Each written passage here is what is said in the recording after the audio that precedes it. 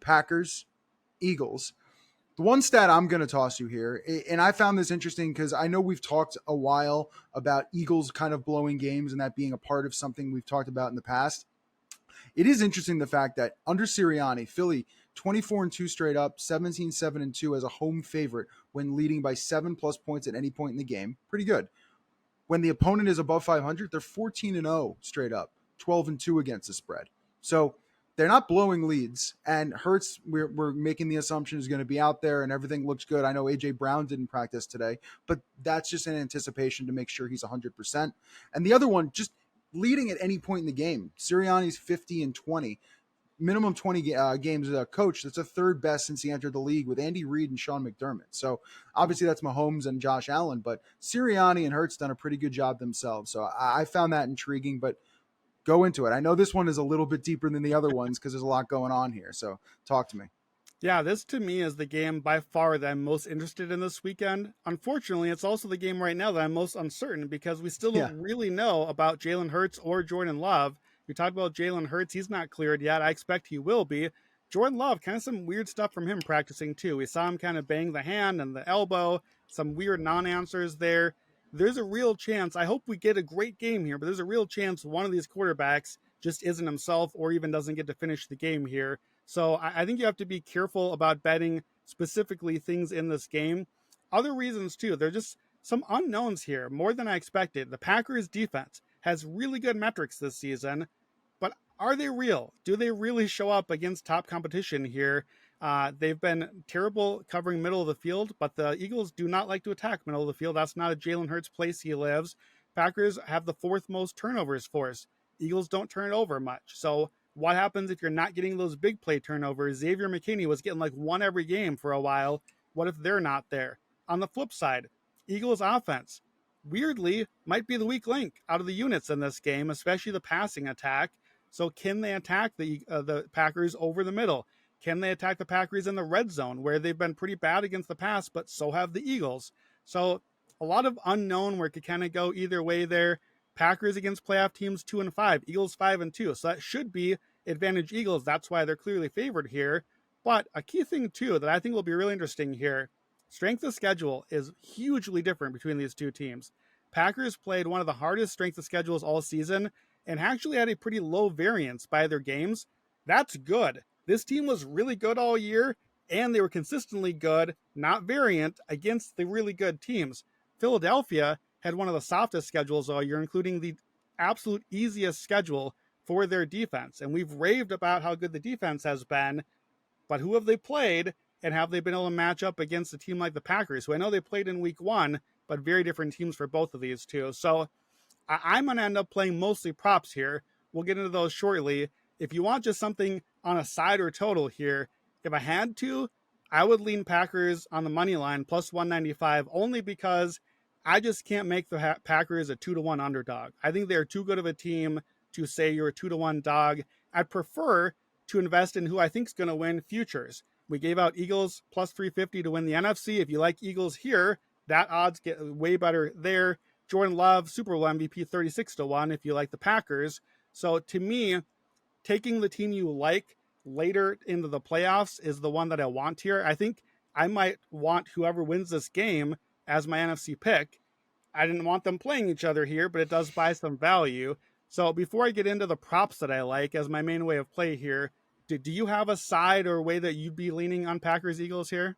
I make the game 4. So it's kind of, I mean, and there's just so many unknowns in this one that I just am really hard to know what's going on. I think both coaches are giving you a lot of fake looks because I think they know that this one is really tight. I think they know that the first time they played, it was also super tight.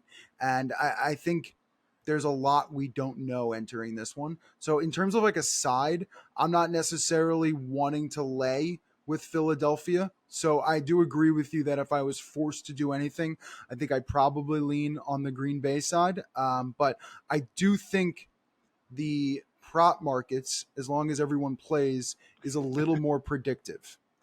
Yeah, I agree. So I've got 3 props for you, all on receiving yards in this game.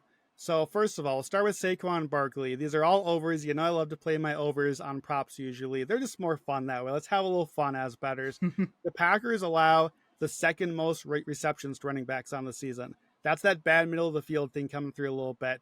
Saquon Barkley's had at least 2 catches, 12 out of 16 games. So you can bet the over 1.5 receptions if you want. That's minus 170. Not my style, but he's probably going to hit that one. I'd rather play the yards because if he gets a couple catches, it's Saquon Barkley. He can chunk yards in a hurry. Even with one catch, he can bust out for a long one, get a running back wheel route up the sideline, something like that. So receiving yards, give me the over 11.5. He's at least 9 receiving yards, 11 out of 16 games, so almost 3/4 of them.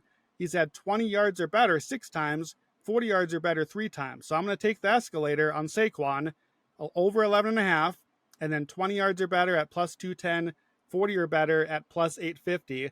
I think that's one way that they can really attack the weakness of the Packers. And I know Philadelphia tends to just do what they do, but I'm kind of playing attacking weaknesses here because my other 2 here are zone beaters. I want zone beater receivers. So let me start with Philadelphia's, and that's Devontae Smith. Part of the thing here in this game that makes me a little queasy about Philadelphia is EPA man versus zone. Both of these teams are going to play a lot of zone. Both these teams are elite against the deep pass. They're going to try to make you earn it slowly down the field. Jalen Hurts is number 3 EPA per play against man coverage. He's number 22 against zone. That's not great for this matchup. Jordan Love's the opposite. Jordan Love is top 5 zone, number 31 against man. So why is Jalen Hurts so good against man? A.J. Brown usually is the answer. A.J. Brown is the number 1 receiver against man by PFF grade on the season. Against zone, it's Devontae. That's his guy, who's just frankly not as good as A.J. Brown. A really good receiver, but not what A.J. Brown is. So on the season against zone, A.J. Brown, 1 less target than Devontae, 48 to 49, but 33 catches to 42 for Devontae. That's the route running. That's Devontae finding the spot in the zone and making himself open and available. Against the Packers in the opener, 7 catches, 84 yards, led the Eagles in receptions in that one against this sort of zone defense. So I looked at over 5.5 receptions. That's a good number there.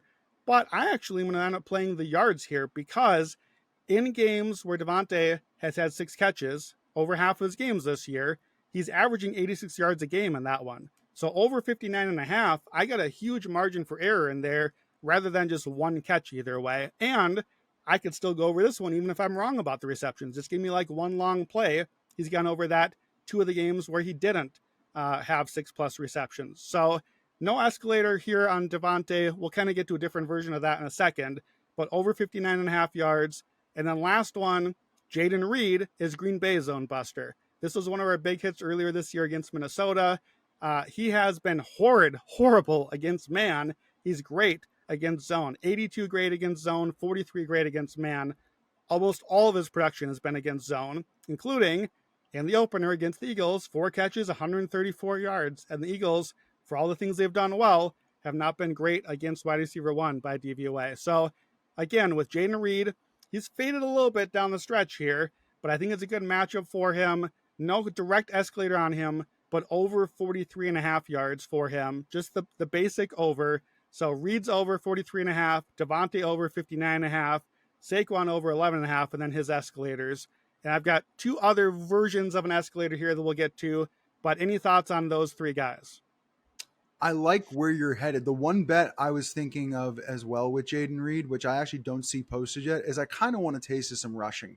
I feel like without Watson, they're going to do a lot of different mix-ups to try to get the ball downfield. And I do feel like Reed's going to be involved in a lot of stuff because I think they're kind of out of options. Yeah. And that's kind of what they need to be doing in this one. It's the reason I like Wicks to score a touchdown. It's the reason why I'm looking for Reed rushing. I just feel like LaFleur is going to try stuff. I like the Reed thing is just, it's a little scary because there's games, and we've seen it before, where he's just gone. Yeah. Like he disappears from the game plan. I just don't think Green Bay can afford it. Like, I just don't think they have the weapons to ignore him. So I'm with you on that page. I know you got 2 more. Let's roll it through. Yeah, so the last one here, this is the quick slip for this game. If you just like all 3 of those overs, the Reed over yards, Devontae over yards, Saquon over yards, you can just parlay those 3 together. It's basically a 5-to-1, plus 495 at DraftKings. That's the quick slip available. I prefer doing it a little bit more creative if you want to do it this way. You can bet the most receiving yards in the game angle. Devontae Smith is plus 380. Jane Reed is plus 750. Saquon Barkley, very unlikely to do this, but he's 140 to 1. He's not 140 to 1 unlikely to do it. So if you play all three of those together, if you do the math on the odds, you're basically betting any one of those three at about plus 200 implied. I think that should be more like minus 200. I think these three combined are, because of the matchups, because of what's available, very likely to lead this. Obviously, A.J. Brown looms large here as the obvious threat, and really, frankly, the tight ends on both teams could get some yards too. But I think we might get like a 75, 80 yards for one of these guys leads the game here, and that's why I didn't play the escalators on the receivers. I don't need the 80 to 100 yard thing. That probably leads the game anyways, and I can get this here without having to hit a huge number. So I really like that. All three guys, or if you don't want to get Saquon or don't have that crazy number available, Devontae and Jayden Reed both to lead in yards. Obviously, only one can hit, but I like the way the odds stack up for us there. Yeah, it's a good long shot bet to kind of take because you're either going to get something or a lot from Reed or basically nothing. And also, Saquon probably shouldn't be 150 to 1 to basically do anything at this point in the season.